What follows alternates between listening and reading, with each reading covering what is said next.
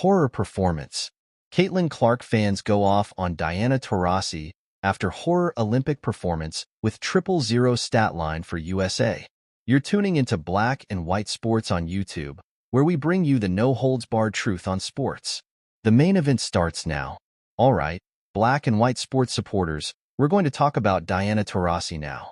It's my understanding that Taurasi had informed Caitlin Clark that her transition to the WNBA was going to be a reality check. She also made comments surrounding Clark's snubbing on the USA basketball team. And it wasn't just about Clark. Irela Garantes also had a beef, saying the process was political, not solely based on basketball performance. And now, we've seen the results. In the Team USA game, both Chelsea Gray and Diana Taurasi scored a grand total of 0 points. Seriously, they left off Caitlin Clark and Irela Garantes for these two entities, and we called it out when the snubbing was happening. Let's look at the stats. Taurasi's are not bad at 42 years old, but they're certainly not Caitlin Clark's. Clark is averaging 17.1 points, 5.8 rebounds, and 8.2 assists per game, while Irela Garantes is putting up 22.3 points and 5.2 assists. And then there's Taurasi's stat line. 0 points, 0 rebounds, 0 assists, 0, 4, 3 from the field. Seriously? You've got to be joking. This is all happening while the Olympics are having trouble selling tickets for the Caitlin Clark-less USA versus Germany game. The first game against Japan had the lowest attendance of all the games. This is the clown show committee we're dealing with, many of whom are directly associated with the WNBA.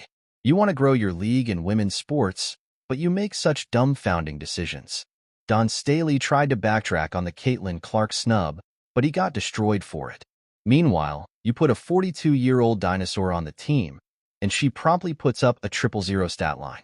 Caitlin Clark must be watching this and thinking, wow, the old-school Shannon Sharpe was right. Nobody even cares about the U.S. women's Olympic basketball team anymore. It's one of the dumbest moves in the history of any sport to not put Caitlin Clark on this team for publicity reasons. But that's why they'll always be irrelevant.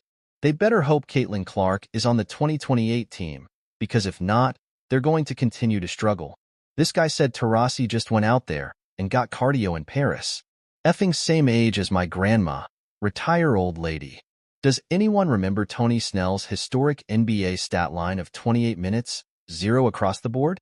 Well, Taurasi just pulled a Tony Snell in the Olympics, and we know for sure Caitlin Clark would have made her shots without any turnovers. Diana Taurasi is a waste of a roster spot. At least LeBron James, who's 40 years old, is still showing his dominance. Taurasi, at 42 going on 58, should not be on this squad. She did have 2 fouls, though, so at least she made an impact, right? Irela Garantes was robbed, and she needs to retire.